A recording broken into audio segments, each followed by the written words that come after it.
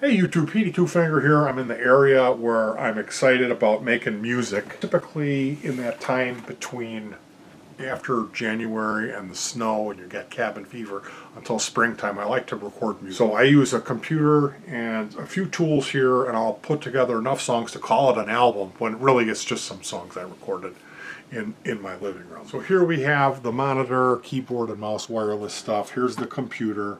Here's the equipment, the sound equipment with a fancy echo box, a remote control. I'll tell you what, normally I would hit, you'd be using this mouse and this keyboard and you go in and you hit record and then you make a mistake, you hit stop and then you go up and find edit and then go over and it comes down and you hit delete.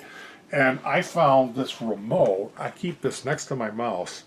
I'll hit record and what I like to do, I put the drum track together first so that you'll hear a 4 count of the cymbal. Tss, tss, tss, tss. And that gives you a lead in and then you're in on one. So I'll hit this record button, you'll hear your 4 count and you start playing. Let's say you make a mistake. Well, in this case, all you got to do is hit the undo button and that while you're recording, it deletes what you recorded, rewinds it to the beginning of the song, and then you hit record again. So with 2 or 3, there's a stop button. Sometime I'll hit stop, undo, record. And so I can keep doing that, hitting those 3 buttons a lot quicker than I can kind of change gears, grab my mouse, and then start looking around on the screen of where I need to click and pull down menus. So this allows me to really boogie and get my way through. How do I say this? I write songs that are maybe a little bit above my practice level where I would have to like learn them and take a lot of time to get it right if I was going to play all the way through. This enables me to kind of piece stuff together if I have to, you know. And that's how people record in the studio, especially if you're not going to have to play it live. And I do most of the stuff like the double album I put out last year was, I think it was 16 songs with sound effect beds that were almost like songs in between each song. So it's extra, huge project. All of that stuff, with the exception of one song, we play live.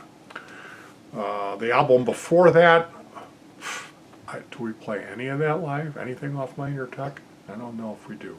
Anyway, it's a computer setup. It uses that Adobe Audition software.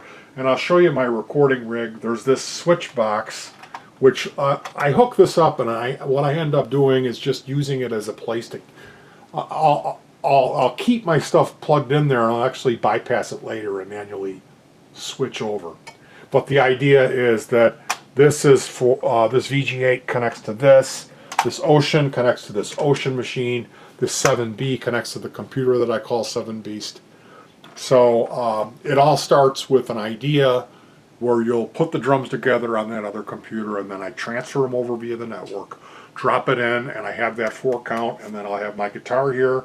I set up a TV tray with one of these guitar processors. These are unbelievable Roland flagship devices. They were $2,600, $2,900 when they came out, and I have a pair of them. They're different. This is a VG88, this is a VG8, and I filled these. I went through hundreds and hundreds and hundreds of user patches, people that had made guitar sounds on this, and selected just the finest stuff that I thought was the best and filled that up with the memory.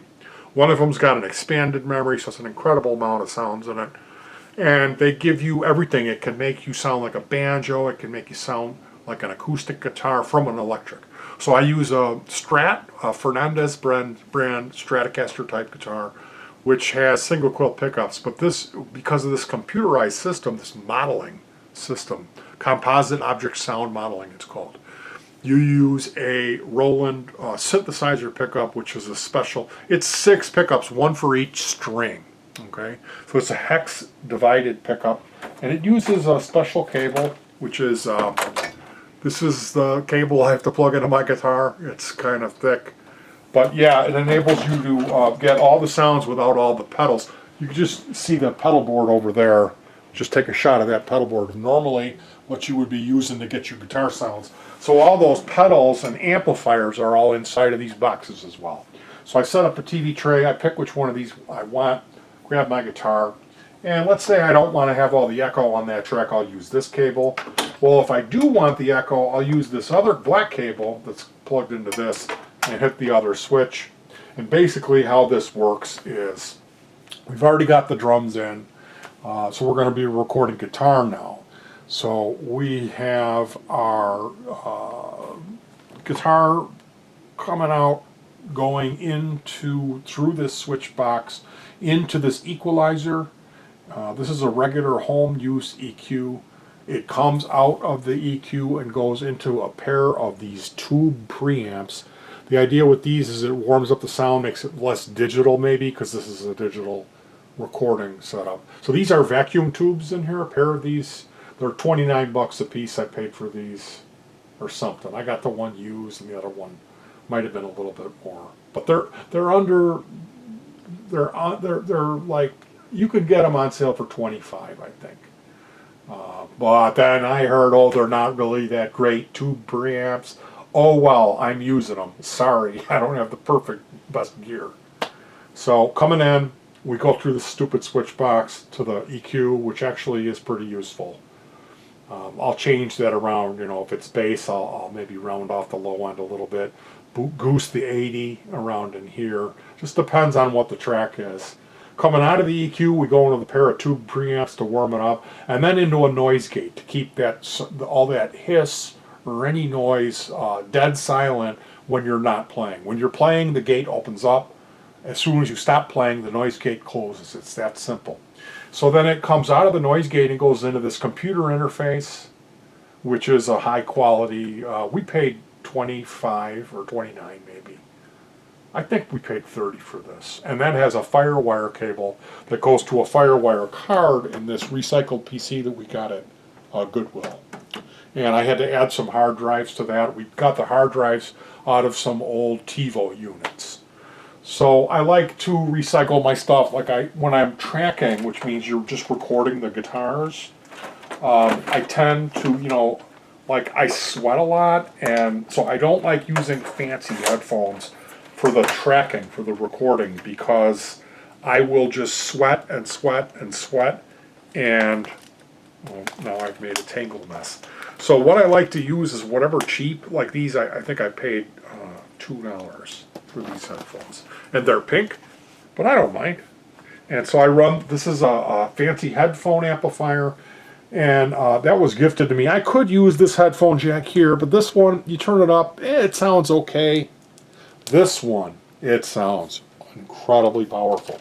So I run this cable all the way around underneath the mat and everything and back here, and I'll have the wires in back of me, so I don't even know, they don't even bother me so much. And then I have the guitar with I'll sit right over here, have that remote, and I'm able to dial in the EQ, get the tube sound. Here's my, the only thing is that I've got the pink headphones, so if a guest comes over, I've got a quick, hope they don't see me, and switch these out. See, these say Metallica on them. It's the Ride the Wizard, Ride the Lightning, Skull Candy. These are much more macho. And then, of course, when I'm finished and I'm mixing, I can use these Grado SR125s. These are a little bit better sounding headphones to do some rough mixes. I've got a M Audio. You could show this. That monitor, I'll actually use that in mono, and I'll do a quick mono mix. And basically, like what I do is I'll use my bass. I talk about the bass with the software. I did that already. So yeah, I take an electric bass. I've got passive and active basses. I run that down to a buffer pedal, a tuner, and then a cable to another computer that has software like Amplitude or amp modeling. So I can use that to get like old classic bass amp sounds. I've used the PV software. I've used George Lynch, and I can never remember that, guitar rig. So whatever it is, I'll set up a virtual bass amp and then hit this button, and that'll pipe that bass sound through this rig here. Everything goes through the same rig. And then if I want some synthesizer, I can grab that MIDI keyboard and connect that and use virtual synthesizers. So I do the guitar recording sitting here, and using these processors. I do the bass sitting here. I put the drums together on the other chair over there on another computer, and then just zap the files over here. And then it depends. Like sometimes I'll actually run the headphone cable all the way over there, and I'll do some synthesizer sitting over there, and I'll just turn this monitor over, and so I can see it. And because the keyboard and mouse is wireless, I can kind of do things in different chairs, and that way I'm not stressing the computer. You know, people could do this all in one if they had a really smoking computer. I use two. I have one that does the amp modeling and one that does the virtual synthesizer. Like I've got a Mac with all kinds of, not all kinds, but I got some really unique stuff in that Mac for sound. And if I want that, I can pipe it in. So basically start out with some drums, you know, put that together, zap it over here, then I'll track the guitars. Track the bass if I need some synth. Usually the synth stuff is more for in between. I like to do sound effect beds in between. And then for the mixing, I'll do some rough mixes with headphones. I like Super Lux HD 330 headphones a lot. I'm going to be checking out these Grados. They're new. And then I can do a mono mix and kind of adjust things a little bit more with the studio monitor. I have a powered bi-amped, like real studio monitor speaker, and usually I find I'm pretty close. I trim some things and cut some things here, and then I'll try it on a few different sets of speakers. I'll try it in the car, put it on a thumb drive, plug that into the car. I try it on some Sony cheap speakers, on some computer, try it on a few different things and adjust it to get it where it sounds best through all kinds of different systems, even when it's played mono. And that's kind of a little challenging part, but if you really do a good job at watching what you're doing when you track, if you do everything the same way and record each instrument to about the same decibel level, all this becomes really quite easy. And if you use your ears. So you have to kind of know what you're starting with.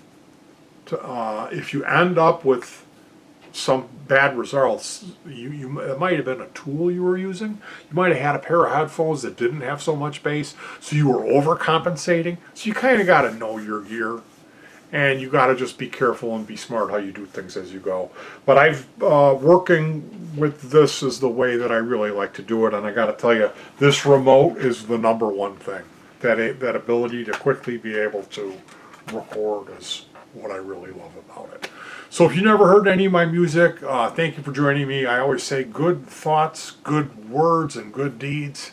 That's just something I like to say. I like to try to not be so cocky and picking on everybody or acting like my poop doesn't stink or the next guy isn't as good as me. And I try to keep it humble and realize that I'm really not that talented and I have a handicap. I shouldn't be doing this. I'm missing two fingers, but I really love what I do, and I love listening to it when I'm done. I think, oh my goodness, there's no way that I did that. That's not me. Well, of course you did, silly. You just did it. So definitely, if you haven't, check out Minor Technical Difficulties. Check out the double album, Digitally Delayed. My lovely wife played bass on that one. We got to see if she'll make any appearances playing bass on this new album. She says no. All right, you guys. Thanks so much for joining me. If you got any questions, sorry, comments are turned off. Good thoughts, good words, good deeds, and